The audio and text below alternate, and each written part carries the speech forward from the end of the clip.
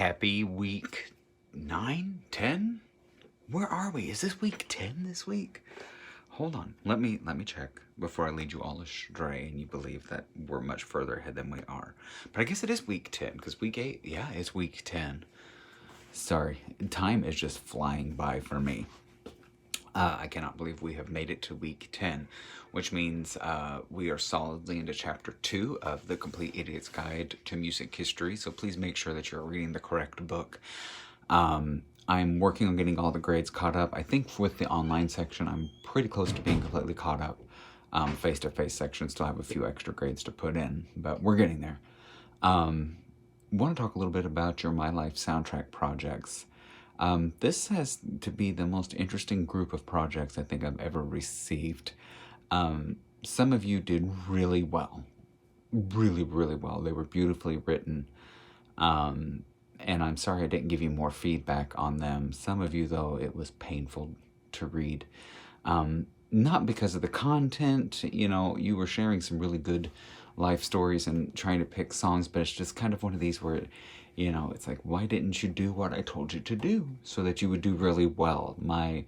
I can't process why you didn't just follow that checklist for success. So, yeah. And then I had several of you who just decided not to do it, period. Or you emailed me to say that you needed an extension, which I don't do extensions, but I did, allow for it to be turned in late with some point deductions. But you just didn't turn it in, period. So that was worth a major portion of your grade. So please look at your grade on that.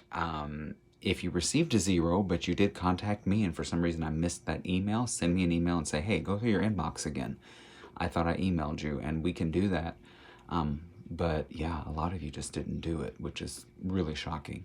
Some of you need to revisit some things. I was getting weird forms of all kinds. And I've said, repeatedly that popular music doesn't follow classical music forms. So no, a pop song's not a rondo. Pop songs aren't ternary. We did a whole week on forms and popular music. And several of you just kind of ignored that completely. So that's a problem, okay? Make sure that you're doing the correct forms for the correct time periods. That's why we learn these things, so that we can talk with more authority on these things. Coming into week 10, you have a quiz over chapters 1 and 2 of The Complete Idiot's Guide to Music History, and then you've got your pod. I'm trying to change these pods up because of the paywall thing. I said this last week. I even changed the assignment saying, hey, I know there's a paywall. You can't do everything on it. And I'm still getting emails from people, there's a paywall. And I wonder, do you read the directions? Do you watch my videos? Because I address these issues. So please, make sure you're watching videos. Make sure you're reading the directions thoroughly. This week's pod, I've posted a song from the medieval period that I want you to listen to and then discuss 6 of the 8 elements that we've learned. Not all 8, just 6 of the 8. We are in the medieval period this week, and I really do like the music of the medieval period because, it is, I think, some of the most otherworldly sounding music that you'll hear. One of the great things that I told my face-to-face section about is music of this time period. We're surrounded by history, right? We take history classes, and we take classes that show us a Da Vinci painting, and it's Leonardo da Vinci painted this, and that's really cool. And we can watch historical dramas, and we can read about history. But music, we can even go see historical sites, right? But music is really the only thing that we can close our eyes and kind of be deeply immersed in and get to hear it with our ears the same way that people in those days heard it. If you go to Europe, you can visit a castle, but that castle's still surrounded by the modern world. You're not seeing what those people saw.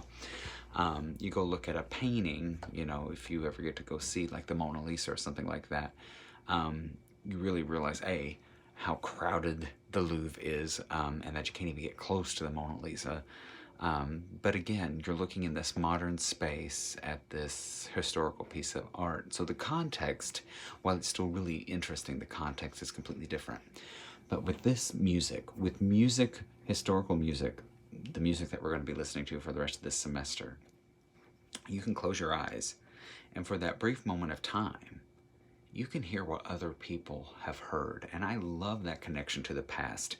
It is like I'm getting to talk to these people that, you know, if they didn't exist to some extent, neither would I, right? It's this amazing connection to the past and becoming very aware that it takes the past to get to where we are. And then we are responsible for what comes next. So it's a really wonderful connective thing, and provides that really tangible link to what came before us. So I hope that you'll listen to it with those ears and listen to it realizing that at one time this was the new music, this was the innovative music, this was groundbreaking.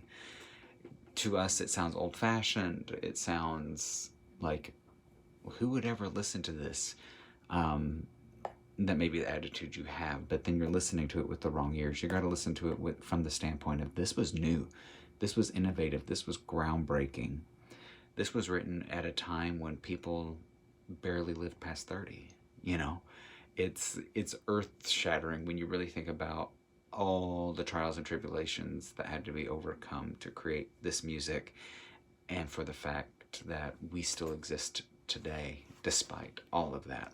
So that's just a little bit of background that I want you to kind of keep in mind as you listen to this music. Make sure you're staying up with the weekly activities. If you have any questions, concerns, please email me. If you feel like you are missing any grades, email me, okay? I do my best to keep everything caught up, but I got a lot of you to keep track of, so I'm never offended when you want to check in on something. So shoot me an email and say, hey, can you check on this? Or I thought I turned this in, yet I've got a 0 for it. And I will happily go through and look at things, all right? So enjoy reading chapter 2, and until next week, have a great one. Bye.